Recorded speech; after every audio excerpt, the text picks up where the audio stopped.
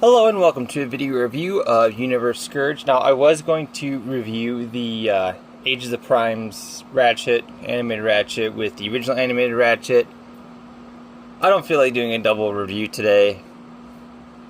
Tired, we're putting a lot of overtime in at work. So anyways, we're going to talk about Universe Scourge, who is a Boeing something, and it is a concept plane. So in real life, this plane is just a little RC plane, so be tiny, but if he were a real plane, he'd have a 204-foot wingspan, which is pretty crazy. So his wingspan would be longer than Astro Train's shuttle mode. Put in that perspective. And I also wanted to talk about the flying wing mode, and I'm holding it a certain way because there is no robot kibble. Granted, you could see his head and kind of a little bit of his hands, but would you call his head kibble? Scourge's head's always been kind of there. You can pull it up like they did in the G1 cartoon, if you're so inclined. Mine's really stiff on mine. I mean, it doesn't go all the way up, but you can kind of have that going on, make it more G1. If you do choose. He does have landing gear, which are down on the bottom, which are 3-wheeled landing gear, just to show how huge it is. And it is a fairly large deluxe. We'll bring in Cyclonus, who is longer, but mass-wise, Cyclonus is still pretty huge. And my Cyclonus is starting to discolor, as you can tell. So wingspan-wise, I mean, his wingspan is longer than Cyclonus is long. But that's pretty much it for vehicle mode. Looking in transformation. Pardon my sniffles. I'm going to unpeg that. Unpeg that. Now, these form the feet. And if I could get mine to untab properly, it'd be nice. But mine does not ever like to untab like it's supposed to. So I kind of have to. So there's 2 tabs on this plate. So normally I just have to pull it back from here. But then it also tabs it up here. So there we go. And if I don't untab the bottom first to try to work it loose, it does not come loose. So once you have that untabbed, you can go split the front. Kind of adjust the legs. 1 second. Alright, sorry about that. I popped the hip off and all this stuff I had, and then fixed this ball joint came off. So you want to extend the legs, grab them and pull, and they should. If they're on a double hinge, they'll extend out. Then you want to rotate it backwards. So you kind of have this mess going on. Bring up the arms, you want to pull them out, and they'll extend. Try to get the wings out of the way best as possible. For right now, you want to bring up the head. There's a little spot right here you can push. Bring that up. I normally just pull on it, but it's starting to feel like it's going to break. Once you have that going on, take it, bring the shoulders up. There's a peg there and a slot there on the chest. Get it orientated before you pull it all the way up. Get his head pushed back down into the collar because I pulled it up too far.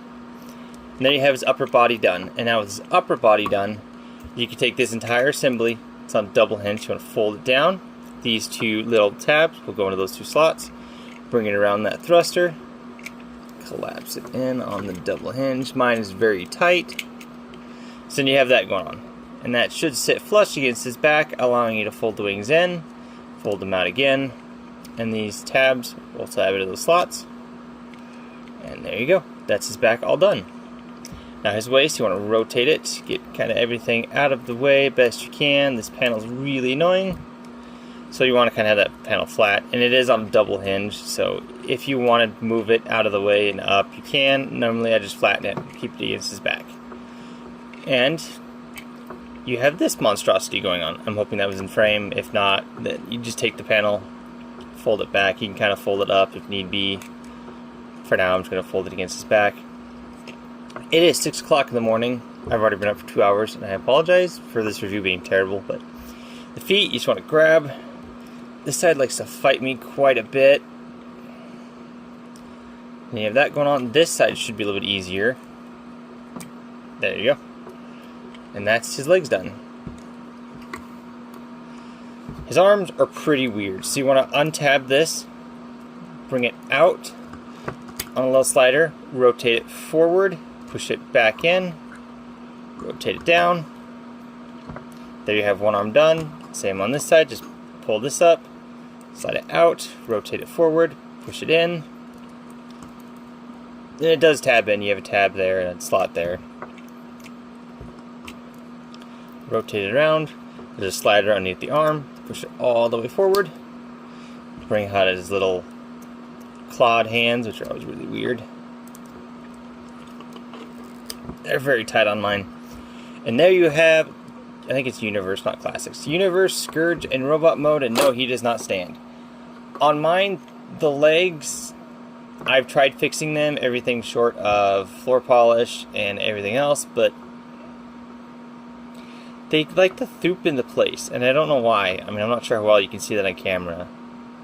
They thoop into place, and then they're just really weak out to the side, but forward and back, it feels like they lock in, but then you just can't really stand in the weight of the wings, but the weight of the wings is actually, stay tabbed in. It's actually a really cool gimmick. It also has really weird shaped legs. So we're going to come under this wing and unpeg it and open it up. And if it didn't fall out already, there is a gun in there that just stores pretty much just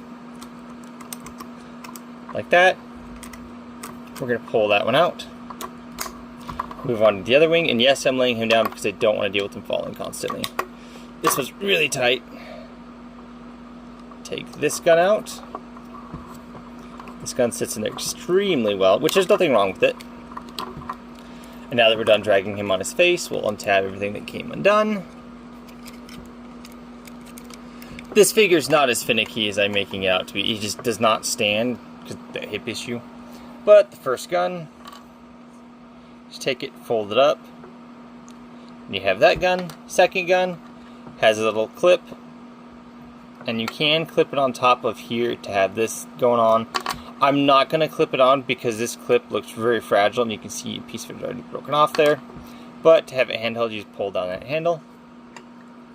We'll give him his double-barreled gun, and that gun just kind of sits wherever in his hand. There we go. And there you have Scourge in Robot Mode. And real quick, we'll bring in Cyclonus. We'll transform him off camera while I talk about Scourge. He is a decent figure. A little wonky in places, as you can kind of see. His legs, they look stumpy because his torso is very broad. But then not only that, his shoulders are extremely broad too. So there's a lot of broadness going above the shoulders and very sleek body below the shoulders. And the white, I get it. The original Scourge had white, but I kind of feel like they should have went with a different, maybe did the belly of the plane a different color. That way it kind of breaks it up. I'm also kind of stalling here while I try to transform Cyclonus. But all in all, it's a good figure. Missing some key colors that the G1 had. Obviously some silver on the legs. But as far as I'm concerned, he is an amazing Scourge. Now, he's not going to replace my Tight Return Scourge because that one is more G1 accurate. That figure is not a good figure whatsoever, but it looks better on the shelf. And now that I have him transformed, I'll show you why. So Scourge is a little bit shorter than his little bunny-eared boss, but this scaling does work. But for me, the Titan's Return scaling works a little bit nicer.